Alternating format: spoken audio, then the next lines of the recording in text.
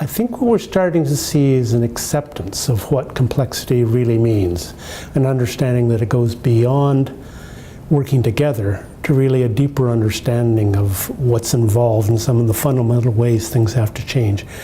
For example, I've been working on a leadership series that's been published in one of our major journals, and they've had 250,000 hits. Something's striking a chord that there's some fundamental differences we need to get a hand on. So it's changing. One of the other things that's interesting in Canada is that there is a long history of interorganizational collaboration. So what we're starting to see now is not something that's new, but rather an evolution so that agencies are learning better how to work together more effectively. So what are some of the gives and gets to the kind of collaboration that's needed?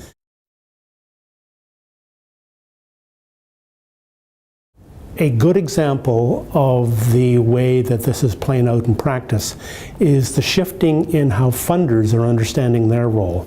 There's an increasing understanding that they have to have innovative funding models that bring together both those who produce the research and those that are going to use it. So that, for example, there's a new strategic partnership, patient-oriented research strategy that's putting millions and millions of dollars into looking more closely at how we put the patient at the center of the research protocol and how we get diverse groups to collaborate around building the research body for that.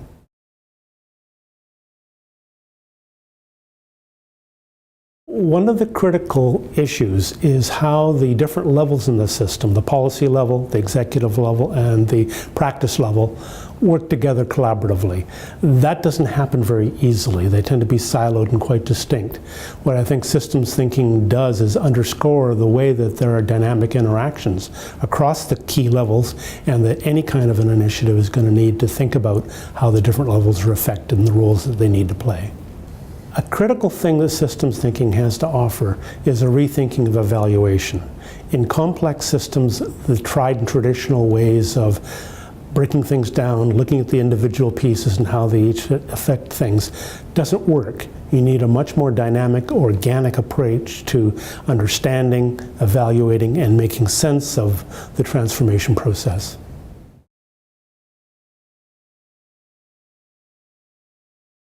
There are a variety of different systems thinking tools that are really helpful to get people on a common page so they have a common language and logic. So things like concept mapping, dynamic modeling, network analysis are tools that really bring people together to give them a shared vision, a shared understanding of the dynamics in the network and how they can work together. One of the things I've become really persuaded of over the last 10, 15 years is that we can't do this with the existing structures. We need different kinds of structures, different kinds of incentives within the system that really promote people working in fundamentally different ways, so that we need organizations that really provide a bridge between research and its application. We need to align the practice incentives so they really encourage the use of more evidence-approached practices. Without that kind of a thing, we can't expect any kind of more specific strategy to create change.